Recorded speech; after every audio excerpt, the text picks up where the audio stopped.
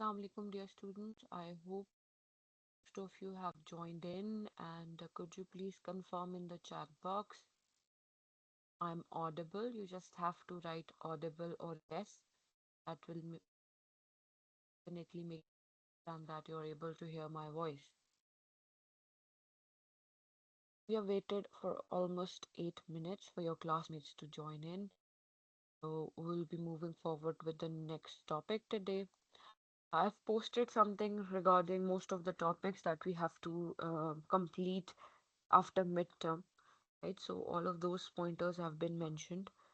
You can check, scroll, and definitely um, be prepared for it कि हम क्या क्या पढ़ने वाले हैं. As far as your midterm is concerned, I've collected your papers and I was actually sorting them. And despite my telling you so many times, despite my writing on the question paper that you must attempt everything on the answer sheet, some of you still attempted those first two questions on the question paper itself.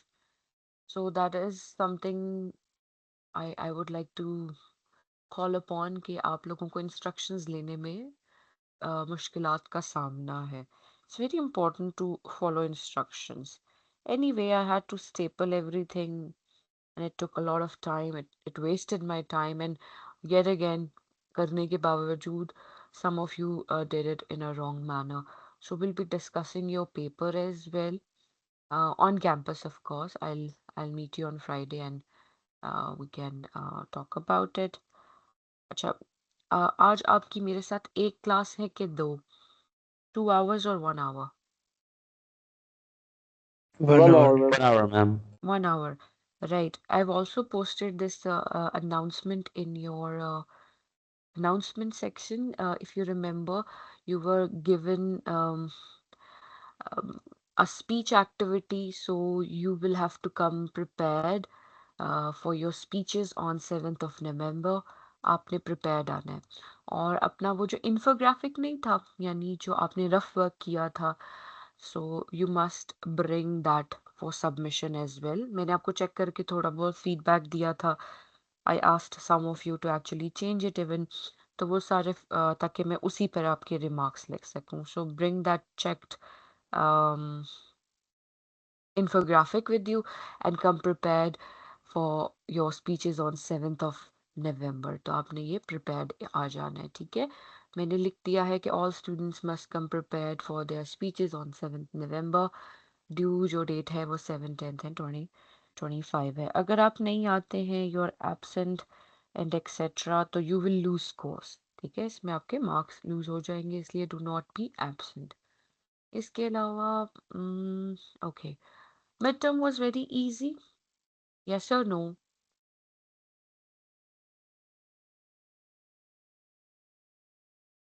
Yes, ma'am. Comparatively easy था. If you have noticed, I have um, taken 2 or 3 activities on speeches और exact वैसे ही सवाल भी थे. I have asked you to practice that chapter as well और उसी chapter में से सवाल थे. But unfortunately, we are so accustomed to actually copy paste from our classmates or friends that some of you were not able to execute at all. You just wrote what you remembered. You failed miserably. आपका जो attempt था उसमें exact वही mistakes थी जिसको मैंने कम करवाने के लिए इतनी एक्टिविटीज आपकी चेक की. It took me so much effort, by the way. आपने तो इधर उधर से देख कर दिया but I had to check कि कौन खुद कर रहा है कौन खुद नहीं कर रहा है. And it took a lot of energy out of me and it was all in vain. जिनसे उम्मीद थी कि वो नहीं सुनेंगे उन्होंने वही मिस्टेक्स वही किए. But I am really happy for those and I am very proud of those जिन्होंने एक्चुअली फॉलो किया है. तो आई लेट यू नो किसने फॉलो किया है किसने नहीं. तो ये जब चेक हो जाएंगे बेटे it will take me some time because there are 103 papers I believe. तो उसमें थोड़ा टाइम लगेगा. चलें ये तो होगी मिड टर्म की डिस्कशन. That's that. अब जो हमने नेक्स्ट बात करनी है I think before mid term what was the last topic that we talked about. I think I asked you to do a class activity on speeches if I'm not incorrect. Is that correct? Yes, Yes. ma'am. Right. और हमने एक paraphrasing का भी पूरा chapter आपसे मैंने उसकी 10 या 11 एक्सरसाइजेज थी. We talked about those as well. So today we'll be talking about something that you already know. Most of you know. You have written these. These are called letters. We are going to talk about formal letter writing. Remember that we are not concerned with personal writing or personal letters. हमने वो खून से खत तेरे नाम नहीं लिखना है. We are going to write a letter. Usually letters are outdated, by the way. It has been, we can call it like, ये सब्स्टिट्यूट हो गया है ईमेल राइटिंग से. Most of the time they require you to send an email now, but in some of the cases they will still require you to draft a letter in such a manner that represents the issue and the problems that you want to convey, or a request. There are many ways in which, many reasons for which we might be writing letters. So we'll talk about that. Acha, what do you think is the most important part of a letter? Letter का सबसे important part क्या हो सकता है?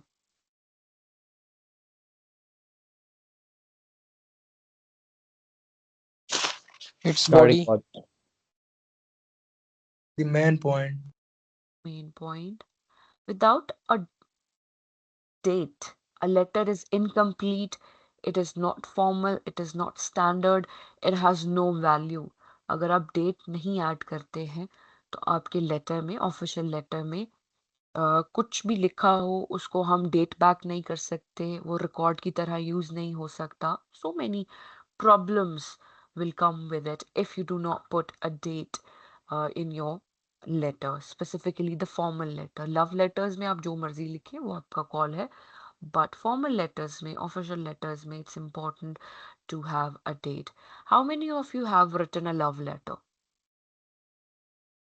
to somebody? Of course, a love letter does not necessarily means a romantic love letter to an opposite gender. A love letter can also mean that you have written it to your parents while they were away, you have written it to your cousin who lives abroad, etc. अब वैसे हम वो WhatsApp messages वगैरह कर लेते हैं, अम, उसको भी आप इस कैटेगरी में ला सकते हैं. तो कभी आपने किसी अपने जानने वाले को, बहन भाई को, पेरेंट को, या ऐसे कजिन को जो मतलब दूर रहते हैं, but you have to correspond to each other, और आपने एक दूसरे को कुछ लंबा एक ईमेल लिखा हो? वैसे तो अब हम कॉल्स कर सकते हैं. I understand you might be thinking this is so outdated, why would madam ask this thing, but I want to know if there is somebody. कोई है ऐसा? I've written paragraphs for people. I guess that counts as letters. Definitely, if you have written, वो जो आजकल fashion है, you have those books with you, notebooks with you, and you ask your classmate or your teacher, your advisor, or your admirer to write a thing or two for you, a quotation mark or a paragraph. That could be something. It's like an ode, ODE, ode, जहाँ पर आप अपने जिसके लिए भी आप ये लिख रहे हैं, आप उसको एक किस्म का, उर्दू में कहते हैं, खराज तहसीन पेश करेंगे, और acknowledging them in so many words. वो डिपेंड करता है कि आप किसके लिए लिख रहे हैं. ओके, रोल नंबर 79 रोट के सबसे इम्पोर्टेंट पार्ट जो है लेटर का, वो है examination hall, city and date. Date is important, city यानी एड्रेस इज इम्पोर्टेंट, बट हम वो एग्जामिनेशन हॉल वाला वो जो सारा चक्कर है, you have to let go that. ठीक है, वो आपने प्रैक्टिस नहीं करना है. ABCXYZ वो इस वजह से इस्तेमाल करवाया जाता है in your previous sections, in your degrees, so that the authenticity and identification of a student is not possible, so that a teacher is not biased. University level teaching and learning and atmosphere is absolutely different from school and colleges. So you can let go of those old habits जिसमें examination hall और ऐसी चीजें हम लिखते थे. आप proper format follow करेंगे जो मैं आपसे share करूंगा. And mind you, these formats, they keep on changing. The format that I'm going to share with you is quite outdated. ठीक है, आप जिस भी फॉर्म के लिए, कंपनी के लिए, यूनिवर्सिटी के लिए, जिस किस्म के भी वर्क प्लेस पे काम करेंगे, they definitely would have their own header and footer and format to be used. हर जगह ऐसा होता है. जैसे आप लोगों ने जब बहरिया यूनिवर्सिटी का फॉर्म फिल किया था फॉर एडमिशन पर्पसेस, तो एक फॉर्म भी वो फिल करवाते हैं. ठीक है। उसके बाद यूजुअली वेबसाइट पे डेटा भी एंटर करवाया जाता है, लेकिन वो फॉर्मेट जो है इवेंचुअली जो बनता है वो उनके मुताबिक बन जाता है। वो स्टिल एक फॉर्मल लेटर है, वो स्टिल एक लेटर फॉर एडमिशन है, बट वो अपने मुताबिक वो कर लेते हैं। इसी तरह से when I apply for different types of jobs, और if I have applied in the past even, so each university I've applied in, each school or college I've applied in, they had their own format to be used. ठीक है, CV वो मुझसे लेते हैं जो मैंने अपनी मर्जी से अपने फॉर्मेट से बना रखी है, लेकिन उनका भी एक फॉर्मेट लेटर होता है, एक ब्लॉक लेटर, एक ऑफिशियल लेटर होता है जिसमें मैंने इंफॉर्मेशन फिल करके देनी होती है। So point being that there is no hard and fast rule for letter writing format that you can finally say कि यही है और पूरी दुनिया में अक्रॉस द वर्ल्ड ये यूज हो रहा है। That is not the case. Each book, each part of the world would have their own ways and techniques to write a letter. Even if we talk about the date, Pakistan में date हम किसी तरह से भी लिखते हैं। हम लिखते हैं 2/3/2025, हम लिखते हैं 2-3-2025, ठीक है। फिर हम इस तरह भी लिखते हैं 18th November, 2025। फिर हम इस तरह भी लिखते हैं 28th November, 2025। तो हमारे पाकिस्तान में तो बहुत सारी वेरिएशंस अवेलेबल हैं, कोई स्टैंडर्ड इस तरह से फॉलो नहीं होता। I am working with at least 2 to 3 universities at the moment. सब यूनिवर्सिटीज में request letter, complaint letter, casual leave letter, सबका लेटर फॉर्मेट एब्सोल्युटली एक दूसरे से डिफरेंट है, ठीक है। उनका मैटर सेम है कि उसमें हमने रीजनिंग ही देनी है कि छुट्टी क्यों करनी है। हाँ, मेकअप क्लास का भी एक लेटर होता है, एक परफॉर्मा होता है, तो वो डिफरेंट है सारों का, ठीक है। तो ये चीज आपने माइंड में रखनी है। There is no hard and fast rule for a letter to have a compact or a concrete format. It may or may not change according to the places where it will be used. I hope this point is very much clear in your mind. However, there is a limitation in your case, and that limitation is that you're going to follow the format that I'm going to share with you. That helps us uh, give you क्या कहना चाहिए, unified kind of scores, और हमारे पास एक unanimous pattern है आपकी checking करने के लिए, ठीक है। सो इट्स इम्पॉर्टेंट कि जो फॉर्मेट मैं आपसे शेयर करूं आप उसको फॉलो करें, लेकिन जब आप प्रोफेशनल लाइफ में एंटर करेंगे you will see that this format might not be there. Just remember this. Now let's talk about formality and informality. Okay, do you understand the concept of formality and informality? किसी को पता है इसका difference क्या है?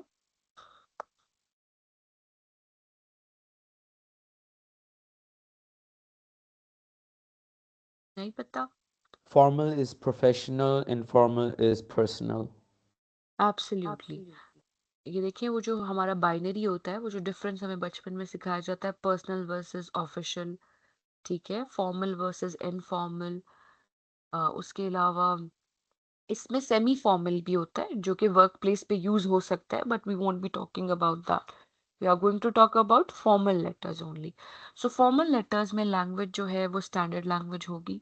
You are not going to use any personal addressing ideas के आप उसमें लिखें हेलो यार, हाउ आर यू, अस्सलाम वालेकुम, I hope you are doing well. ये बहुत कॉमन मिस्टेक्स हैं जो प्रोबेबली स्कूल कॉलेजेस में हमें सिखाई जाती है कि हम वाकई लेटर ऐसे स्टार्ट कर रहे होते हैं, अस्सलाम वालेकुम full stop, I hope you are doing well full stop. अब देखिए, मैंने एक यूनिवर्सिटी के रेक्टर को ईमेल लिखनी है, मैं उससे क्यों कहूँ कि I hope you are doing well? He doesn't have time for that. In one of the books, when I was reading, I came across with this information that a person in a certain position would only have 6 to 10 seconds to look at a letter, official letter, or a CV, or anything that is official in nature. And you might have experienced it at your own as well. कि जब आप university level पे पहुंचते हैं, किसी किस्म की request करनी होती है, किसी किस्म की आपने सेक्शन चेंज भी करवाना है, फी डिफॉल्टर है, जो भी इश्यूज आते हैं, तो आप एक एप्लीकेशन लिख कर लेके जाते हैं।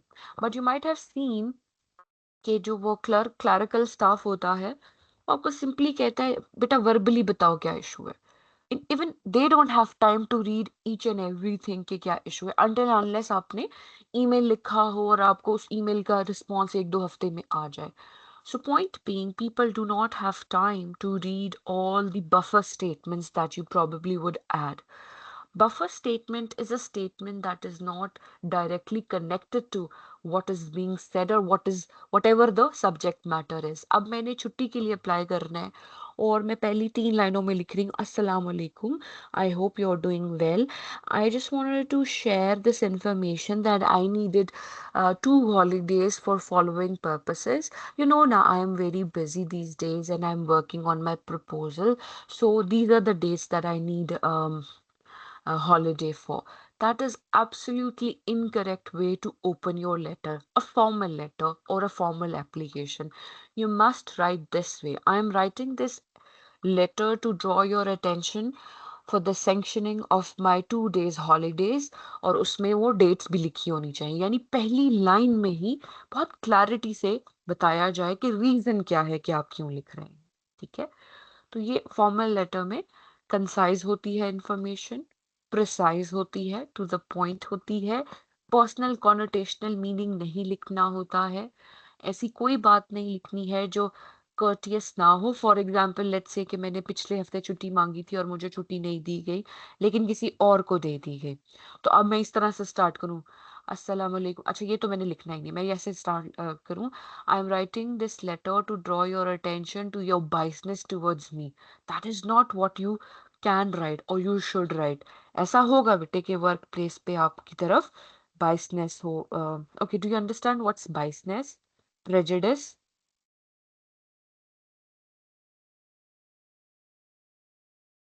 फेवरेटिज्म यानी वन साइडेडनेस, लाइक कि किसी एक एम्प्लॉय को ज़्यादा प्रेफर किया जा रहा है या ज़्यादा छुट्टी दी जा रही है या ज़्यादा लेवरेज दिया जा रहा है, तो उसको बाइस कहते हैं, BIAS. उर्दू में तासुब, बुग़्ज़ और कीना कहते हैं. आई होप उर्दू आती है. अगर आपको ये वर्ड इस्तेमाल करना आना चाहिए and you do that, may be you use the word favouritism. Teacher बहुत फेवरेटिज्म करता है, ये बड़ा फेमस लाइन होता है स्कूल कॉलेजेस में बच्चों का, क्योंकि खुद तो वो पढ़ नहीं पाते हैं तो उन्होंने फैकल्टी और डिपार्टमेंट पे बात डालनी होती है, तो फेवरेटिज्म का बड़ा एक वर्ड इस्तेमाल होता है. वो बहुत ही इनफॉर्मल वर्ड है, उसकी जगह यू शुड यूज बाइस, prejudice, one sidedness and such words should be used. Now, formality requires precise and economical language. It has to be specific and grounded within that topic that you're utilizing, and it should not have any buffer statement. I hope you're clear about buffer statement. A buffer statement probably is handout में नहीं होगी, but as a concept, you should know what is a buffer statement. ठीक है? Buffer statement is a statement that is opening a paragraph or any write-up that does not correspond directly to what is being said. Basically business writing में या official writing में कोई bad news देनी होती है ना, जैसे when I was applying for MPhil English, तो I applied in I think 4 universities and I got rejected in 2 of them. ठीक है, तो उनमें से एक प्राइवेट थी और एक गवर्नमेंट थी. गवर्नमेंट वाली में I was in the waiting list and eventually I got a call, लेकिन जिसमें रिजेक्शन हुई थी because they had only few seats, और उसमें उन्होंने क्लियरली लिखा था डियर सादिया मुनी या dear candidate, I believe it was written. उन्होंने नाम भी नहीं लिया, उन्होंने कैंडिडेट लिखा. That makes it very professional that you are a suitable induction or a candidate for a program PhD English Literature and Linguistics that we are running at etc university, but unfortunately at this point of time the merit is too high for you to come etc. यानी उन्होंने जैसे opening की, उन्होंने पहले positive बात की और उसके बाद उन्होंने मुझे रिजेक्ट किया. सो ये इसको कहते हैं बफर स्टेटमेंट. और बफर स्टेटमेंट ये भी है कि मुद्दे की बात ना करना, पॉइंट की बात ना करना और इधर उधर की बात करना, तो वो चीजें आपके राइटअप में नहीं होनी चाहिए. Just like any other written material, a letter would have an introduction, the middle part and the conclusion. Now, formal letter writing is, I hope you can see the document on your screen. It says writing a formal letter. Yes? Is it visible? Yes, ma'am. Okay. All right. So formal lettering is one of the most challenging types of letter format. Okay. Whenever one is putting it together, you have to have the information that may include sender's address, inside address, okay, and you must know the date. Now, the date line is used to indicate the date that the letter was written on. If your letter is completed over a number of days, use the date when it was actually finished in the date line. ऐसा बहुत कम होता है, मगर अगर कुछ ऐसे correspondence हैं कि वो लेटर कंप्लीट होने में 2 दिन लगे हैं, तो आप इस तरह से लिख सकते हैं 5-6 November 2025, मे बी वर्डिक्ट आने में, सोल्यूशन आने में, रेजोल्यूशन आने में टाइम लगा, 2 दिन लगे, 2 मीटिंग लगी, तो इस तरह से डेट ऐड की जा सकती है, लेकिन it's very rare, very rare. अब यहाँ पर उन्होंने यूनाइटेड स्टेट्स की एक एग्जाम्पल दी है। When writing to companies within the US, use the American date format. The United States-based convention for formatting a date places the month before the day. For example, June 11th, 2001. आपने देखा 11th के साथ TH भी नहीं लिखा है इन्होंने. That is an American way to write the date. अब date लिखने के बहुत सारे तरीके हैं, but you are expected to write this way. Write out the month, day and year in 2 inches from the top of the page. सबसे ऊपर जो है हमने डेट डालनी, डिपेंडिंग विच फॉर्मेट। अगेन इस हैंडआउट में भी ये लिखा है कि आप क्या फॉर्मेट यूज कर रहे हैं। If we talk about sender's address, you are going to add their name, you are going to add their title even. Okay, do you understand what's a title? The subject of the letter. वो तो subject हो गया ना, लेकिन जब हम sender's address में title add कर रहे हैं तो वो कैसा टाइटल है? Like the professional thing, like the principal is a title. Yes. अब देखिए सेंडर्स एड्रेस यानी मैं एक सेंडर हूँ और मैं डीन ऑफ कंप्यूटर इंजीनियरिंग, जो भी आपके डिपार्टमेंट के डीन है, उनको लिख रही हूँ। तो ये शुरुआत में सेंडर की इंफॉर्मेशन नहीं होती, ठीक है। But in some of the cases I have read के सेंडर की इंफॉर्मेशन राइट आफ्टर रेसिपिएंट के बाद भी आ सकती है। वो बेसिकली कवर लेटर में इस्तेमाल होता है। रिमेंबर, लेटर्स की बहुत सारी टाइप्स हैं और उसके बहुत सारे रीजनिंग्स हैं टू बी रिटन, और उसकी बेसिस पे ये डिफरेंसेस आपको मिलेंगे, ठीक है। अच्छा, अगर लेटर हेड नहीं है, व्हाट्स अ लेटर हेड बेटे, व्हाट्स अ लेटर हेड?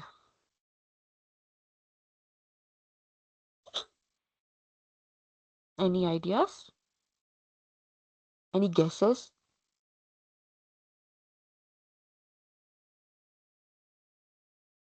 अच्छा देखिए, आपको जब एक न्यू नोटिफिकेशन आती है यूनिवर्सिटी की तरफ से, तो सिर्फ एक लाइन तो नहीं ना लिखी होती कि tomorrow on 5th of November you will have your online classes. उससे पहले बहरिया यूनिवर्सिटी का लोगो भी होता है, उसका फुल एड्रेस भी होता है, फिर उसके अंदर सारी इंफॉर्मेशन लिखी होती है कि दोनों कैंपसेस में है कि सिर्फ E8 कैंपस में, H11 कैंपस में।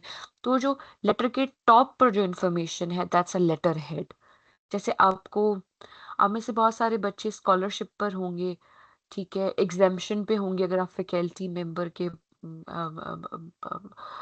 चिल्ड्रन हैं एक्सेट्रा, बहुत सारे रीजंस होते हैं to be exempted from the tuition fee and all.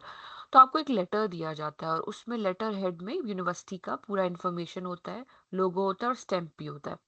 So that's a letterhead. So they are saying if you are not going to use a letterhead, then you must use the sender's address. To put it simple words, in the simple words, देखिए जब मुझे income tax certificate चाहिए था बहरिया university से for financial year 2024 to 2025, तो उसमें ये नहीं लिखा हुआ था कि this letter is meant for our visiting faculty member Sadia Munir.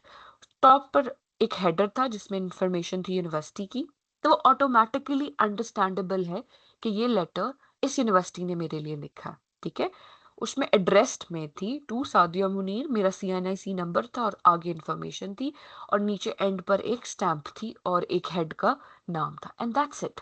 अब उन्हें वो सब कुछ लिखने की जरूरत नहीं है, तो वो डिपेंड करेगा किस किस्म का लेटर आप लिख रहे हैं। Then date is important like I told you. अच्छा, जिस टाइटल की मैं बेटे बात कर रही थी वो इन टाइटल्स की मैं बात कर रही थी। Do you know these titles? Mister, Mrs, miss and doctor.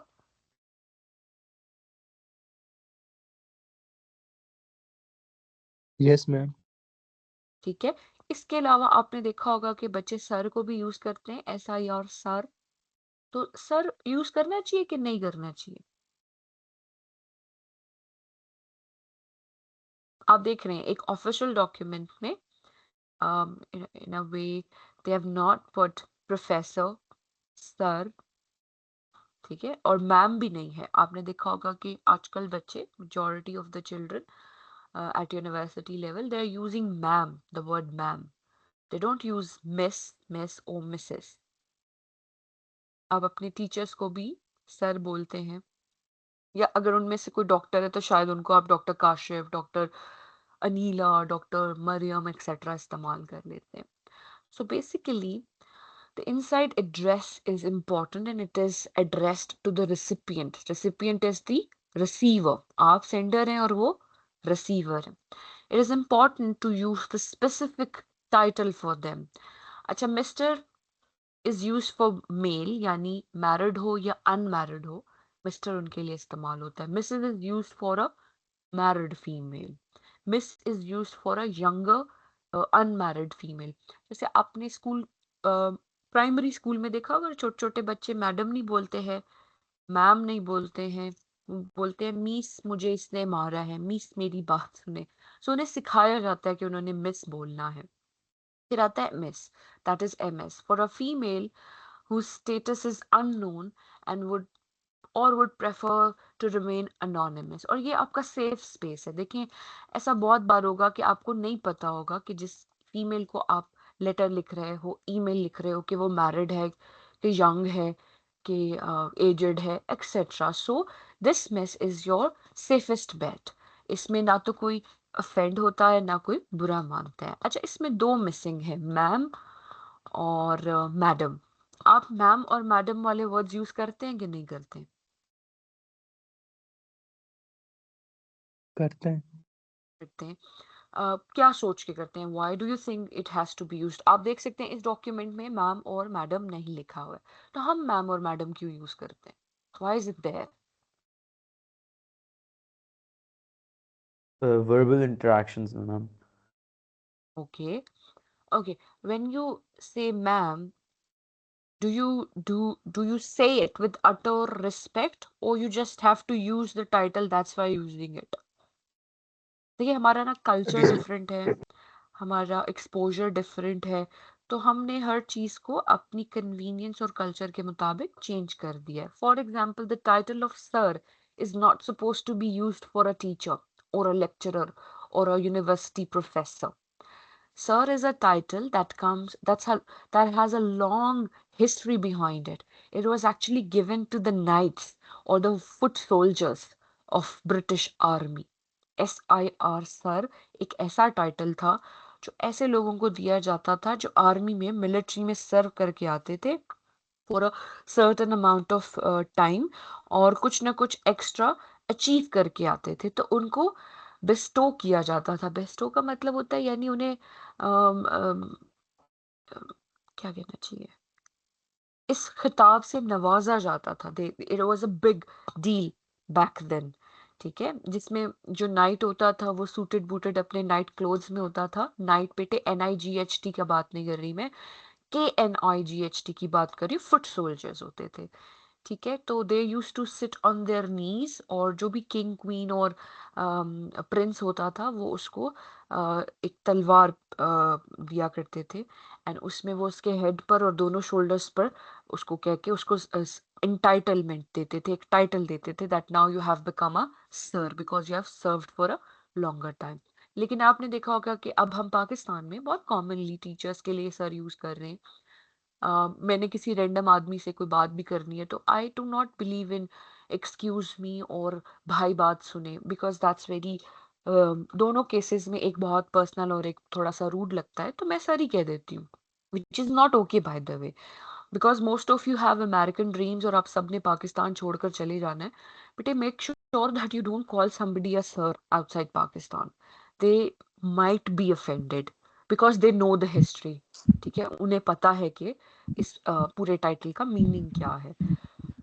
आप वहां पर अपने इंस्ट्रक्टर्स को मिस्टर बोलेंगे या मिस बोलेंगे। फॉर एग्जाम्पल, मुझे तो आप मैम सादिया बोल लेते हैं ना, you take my first name, but you can not take their first name when you are outside Pakistan.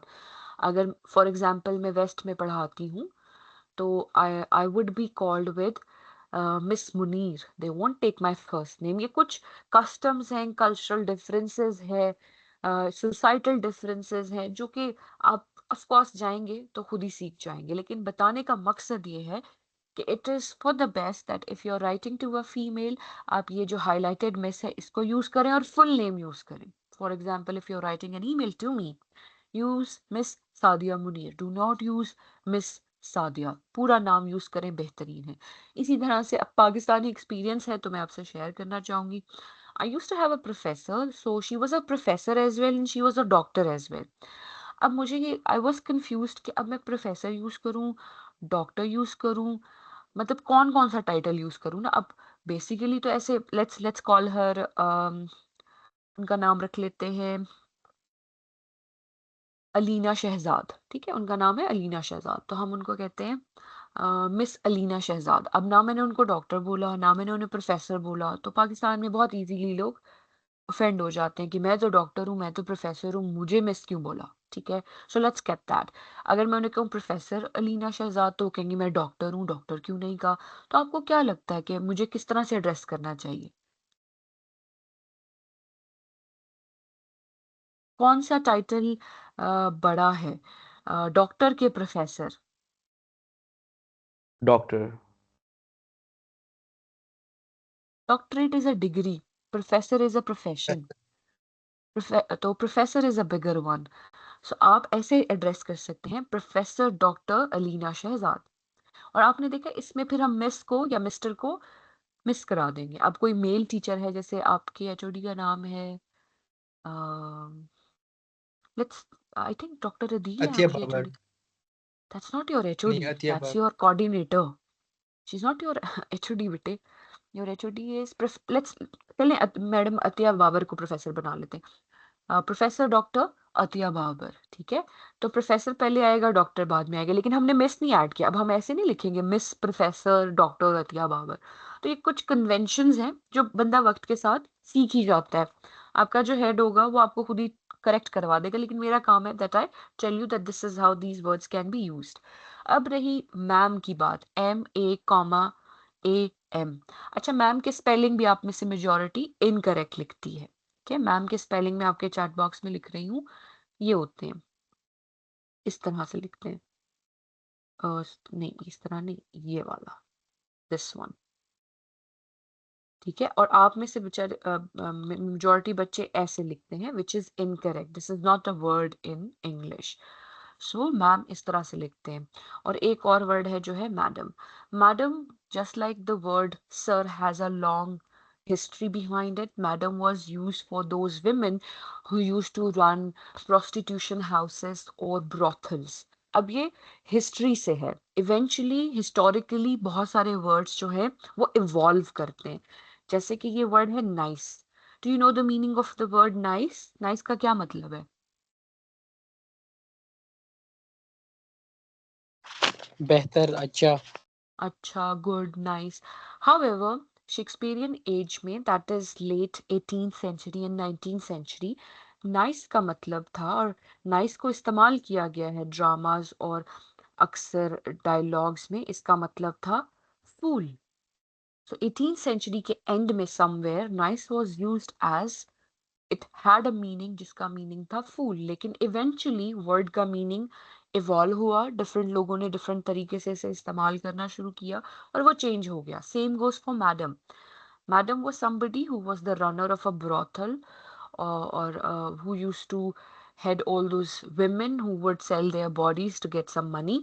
तो मैडम को फिर इस तरह से लाया गया। When I was your age और maybe a little younger, तो मिस और मिसेस और मैम वाले वर्ड्स इस्तेमाल नहीं होते थे। हम मैडम ही कहा करते थे, और बेसिकली प्रिंसिपल के लिए मैडम यूज होता था। मैडम प्रिंसिपल आ रही है, ठीक है। मैम नहीं कहते थे हम, मिस नहीं कहते थे हम उन्हें। और उस वक्त बहुत अनलाइकली था कि कोई डॉक्टर हो। हाई स्कूल्स में डॉक्टरेट वाले लोग नहीं पढ़ाते थे, अब तो पढ़ा लेते हैं। दे इवॉल्व विद द यूसेज। देखें, एक मॉडर्न वर्ड लेते हैं, जैसे आप आजकल एक वर्ड यूज करते हैं। कोई वर्ड बताएं जो आप लोग बहुत यूज करते हैं। अच्छा, एक वर्ड आया था, स्वैग। आप में से बच्चे यूज करते थे, 3-4 साल पुरानी बात है, अब नहीं करते हैं। तो स्वैग का मतलब पहले बहुत कुछ और था। डेनोटेटिव मीनिंग यानी डिक्शनरी मीनिंग कुछ और ही था, लेकिन लोगों ने इसे इस्तेमाल करके इसका कॉनोटेटिव मीनिंग चेंज कर दिया। So the moment people start using it, a group of people start using it, if it is recorded in a written material, in a drama, or in a novel, or in a textbook for that matter, or a reference book, it evolves and it becomes part of the vocabulary. There are so many words in English language, they have come from other languages. उनका English language से कोई लेना देना है ही नहीं, वो दूसरे languages से उसे इस्तेमाल करते करते इंग्लिश लैंग्वेज ने उसे अडेप्ट नहीं किया, अडॉप्ट ही कर लिया। ठीक है, तो इस तरह से वर्ड्स बनते हैं। And it is said, I read it somewhere, कि विद इन 1 मिनट एटलीस्ट 16 से 20 न्यू वर्ड्स बनाए जाते हैं। अच्छा, जब मैं 9th 10th में थी, because I am quite old, it was I think 2006 to 2008, एक वर्ड आया था, what's crackalackin. It's a common street word जो कि उस जमाने की इंग्लिश शोज में यूज किया जाता था, और इस पे गाने भी बने हुए हैं। किसी को पता है what does it mean, what's crackalackin? कभी सुना है आपने ये word? Basically, it refers to how is everything going on in a very slang manner. बिल्कुल। सो ये बहुत पुराना वर्ड है, because I come from a government college and school. तो आई यूज टू हैव फ्रेंड्स जो कि बीकन और इस तरह के स्कूलों में पढ़ते थे, सिटी जहाँ पर ऐसे वर्ड्स यूज होते हैं। So one of them, they just called me. We didn't have mobile phones. We used to have these PTCLs. PTCL पे हम एक दूसरे को लैंडलाइन पे कॉल करते थे। तो I got a call and she said, "What's crackle lacking?" And I was, you know, silent for a moment or two because I didn't understand what does it mean. And I asked her कि इसका क्या मतलब है? तो इसका simply मतलब ये है, What's happening? And she said, तुम्हें नहीं पता एक गाना भी आया है, तुमने अभी तक नहीं सुना? मैंने कहा नहीं, हम कहाँ से सुनेंगे, we don't have internet and all. तो what's crackalackin was a comment like that. Similarly एक बहुत ही कॉमन प्रॉब्लमैटिक वर्ड है, दैट्स निगा और नाइग्रो। आप लोगों को पता है इसमें क्या डिफरेंस है, और ये क्या वर्ड है? Anybody who knows what this word is? Yes, ma'am. It was used to refer to black slaves and to like demean them and to show that they were not part of the normal human economy, but that they were less than humans. Absolutely. So it has a very dense, problematic, violent history attached with it. लेकिन to my surprise, जैसे जैसे मैं बड़ी होती गई, इस word को गानों में यूज करना शुरू कर दिया गया। दे स्टार्टेड सेइंग, मतलब अब गाना तो मुझे नहीं याद, लेकिन उसमें इसको पॉजिटिव कॉनोटेशन देने लग पड़ी कि दो ब्लैक्स हैं, they are addressing each other and they are saying. अब आजकल की मूवीज में भी मैंने देखा है, वो कहते हैं व्हाट्सएप यो निगा, वो यूज कर रहे हैं। लेकिन निगा और negro was a discriminating, degrading, or demeaning kind of a terminology that was used for the people of color, कि ये एक नाइग्रो है, ये एक नेगा है, ये एक स्लेव है, इसको सांस लेने की भी इजाजत हमसे लेनी है। बहुत सारा, मतलब एक ब्लैक मूवमेंट में पूरी हिस्ट्री आ जाती है। आप में से कोई ये वर्ड यूज करता है? नो? नो आप वो, मैम। ओके, आप वही यूज करते हैं, मड़ा, यार, सुन, ओए, हमारे ये वाले लफ्ज है ना, या कोई और आ गया हुआ है मैम आजकल? मैम डायरेक्ट रेसिज्म कर देते हैं। हम लोग वो भी। काला बोल देते हैं। ओह! अच्छा, एक और वर्ड मुझे किसी बच्चे ने किसी क्लास में बताया था, दे कॉल ईच अदर मसेर। आप में से कोई कहता है एक दूसरे को? यस नहीं मैम। कहते? ठीक है, तो ये होता है जो पश्तो बच्चे हैं वो कहते हैं हम मड़ा यूज कर लें, नहीं मड़ा ऐसी बात नहीं है, तो ये आपके भी स्लैंग्स ही हैं। अब इनके पीछे भी हिस्ट्री होगी, बट अनफॉर्चुनेटली मुझे भी नहीं पता और आपको भी नहीं पता, लेकिन ये कहीं ना कहीं से ये वर्ड्स आए हैं, ओरिजिनेट हुए हैं। So you understand how the meaning of the words they change, they evolve with the passage of time and the way people start using it, उसकी बेसिस पे ये चेंज होते चले जाते हैं। तो मैडम, सर और मैम। अब रह गया जो लास्ट वर्ड, उसका मतलब जो मैं आपको बताना चाहती हूँ, दैट इज मैम। ये वर्ड एक्चुअली एल्डरली वुमेन के लिए यूज होता है। एल्डरली का मतलब ये, अच्छा आपके दिमाग में कहने की बात नहीं है, आपके नजरिए में, in your opinion, who is old, who is an, at which age a woman would be considered old? किस एज पे औरत एक बूढ़ी हो जाती है आपके मुताबिक? Over the age of 60, I say. 60, okay, that's very scientific कि हमने उसको दे रखा है, लेकिन आप मुझे क्वांटिटेटिवली बताएं ना, हम तो 25 साल की बच्ची को भी बुढ़ा कह देते हैं। I have heard such misogynistic point of views. तो आपके माइंड में क्या लगता है, कब मैम हो जब जाता बाल है? वाइट जब बाल वाइट हो जाए? मैम लड़ाई ना हो जाए? लड़ाई हो जाएगी नहीं बेटे। देखिए, it's a safe space and we need to have enough acceptance level. For example, I have iron deficiency, ठीक है, मेरे बाल वाइट हैं और मेरे बाल लाइट भी हैं, ठीक है, तो मुझे मतलब मेरे बाल कम भी हैं, so that automatically makes me look even more older than I am actually, ठीक है। तो वो हमारे परसेप्शन पे डिपेंड करता है कि हमें लगता है कि एक सर्टन लुक में एक सर्टन खातून है तो वो इतने एज की होगी। Rule number 39 says that after marriage, a woman is considered old age. I have met, I have students जो 17 साल की भी नहीं है बेटे, बट मतलब बीएस इंग्लिश कर रही हैं, पढ़ रही हैं, तो 17 साल की बच्ची कैसे एक ओल्ड एज में जा सकती है? और 18 साल में उनकी उनके बच्चे भी हैं, दे हैव चिल्ड्रन इवन, ठीक है, तो दे कांट बी। अब देखिए, वो पॉइंट ठीक है, 47 हैड अ पॉइंट कि हम सबके पॉइंट ऑफ व्यूज डिफरेंट है। अब मैं आपको बताती हूँ कि जो बुक्स में लिखा होता है या वेस्टर्न कल्चर में मैम किन को कहा जाता है। It is actually used as a title for those women who are more than 40 in their age bracket। जो 40 साल से ऊपर की खवातीन है, उन्हें out of respect, Prestige and utter utmost respect उनको मैम कहा जाता है। और मिस, मिसेस और इस तरह के वर्ड्स जो हैं वो रिस्पेक्ट या प्रेस्टीज के साथ नहीं अटैच किए जाते। लेकिन आपने देखा हमारे पाकिस्तान में we have differences in the usage of these words as well. So ये तो रही किताबी बातें that I wanted to share with you। बाकी you can use whatever you want to use। मैंने आपको प्रोफेसर डॉक्टर वाला डिफरेंस भी बता दिया। वो डिपेंड करेगा बेटे, जहाँ काम करोगे वहां पर आपको समझा दिया जाएगा कि किस तरह से आपने यूज करना है। Then comes salutations। What's a salutation? A goodbye of sort. Yes, And the opening and the goodbye, the ending, ये सारी चीजें। अब यहाँ पर वो कह रहे हैं कि यूज डियर लूसी, लेकिन आई वुड रिकमेंड कि आप लूसी का पूरा नेम यूज रखेंगे, करेंगे। अब यहाँ पर आपको याद होगा कि हमें कॉलन, कॉमा, फुल स्टॉप्स के बड़े मसले मसाइल हुआ करते थे कि कहाँ ऐड करना है कहाँ नहीं। मॉडर्न एज में उन्होंने वो मसले मसाइल खत्म ही कर दिए, ना फुल स्टॉप लगाना है, ना कॉमा लगाना है, ना कॉलन लगाना है। तो ये अब यहाँ से आप बात इसको स्किप कर सकते हैं। Then closing is there and closure, enclosure is there। Enclosure is any attachment that you probably would or could attach with it। तो ये थोड़ी सी बेसिक इंफॉर्मेशन मैं आपसे शेयर करना चाहती थी about letter writing। I hope you're quite the information in your mind is refreshed now, और आप पूरी कोशिश करेंगे कि वही मिस्टेक्स ना करें, वही पुराने तरीके ना इस्तेमाल करें जो हमेशा आप करते हुए आते हैं।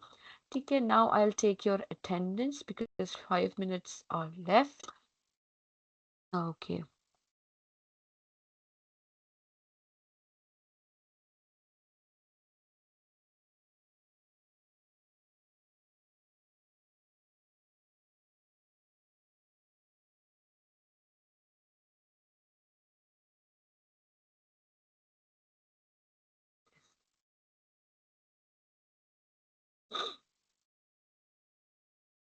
Okay, be attentive for your roll call। Abdul Rafay Khan, Present. Abdul Rehman Jamal, Present, ma'am. Alisha Shahid. Present. बेटे जैसे जैसे आपका प्रेजेंट होता जाए you may leave and get ready for the next class. Anees Ahmed, Present, ma'am. Ayan Ahmed, Ayan Ahmed, Ayesha Khan, Present, ma'am. Fazaid Khan, Present, ma'am. Faika Iqbal, Present. Fatima Naeem, Present, ma'am. Haniya Zainab,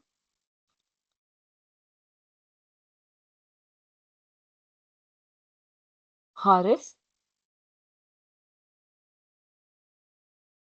Hiba Baig, Present. Ma'am Haris Hijab Khan present है। Roll number बताएं। 023।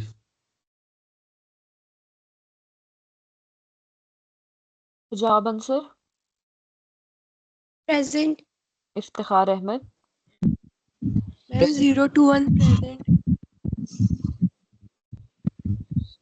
बेटे जिसकी लग गई है ना प्लीज लीव द क्लास। ठीक है हानिया, प्लीज लीव द क्लास बेटे, Thank so you, that ma'am. जिसकी मिस हो जाए वो आराम से बता सके। जिसकी हो गई है please leave. Iftikhar Ahmed, Present. Malaika Umar, Mamoor Ali, Present. Malaika Umar. Ma'am, Mamoor का interpretation है. Maya Tahir, Present, ma'am. Nahil Jandio, Present. Mohammad Abdullah, Present. Mohammad Ehsan Ali, Present, ma'am. Aman Akbar, Present. Asfandyar, present. Hammad Atiq, Present. Jazib, Present. Mustafa, Present, ma'am. Awais Khan, Present, ma'am. Raza, present ma'am. Shahzeb,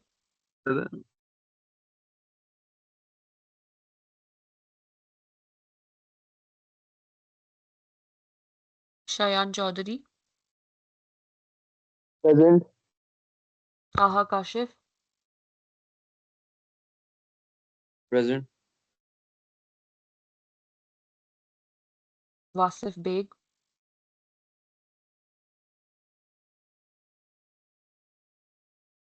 राबेल शहजाद, Ma'am, वो present है. Rabil, you have to join with your official email address. Why are you not getting access of it? Rehab Khalid, Present, ma'am. Saria, Present, ma'am. Samar Abbas, Present, ma'am. Sardar Hazik, Present, ma'am. Shahryar, Present, ma'am. Shawaryar Ali, Present, ma'am. mhm,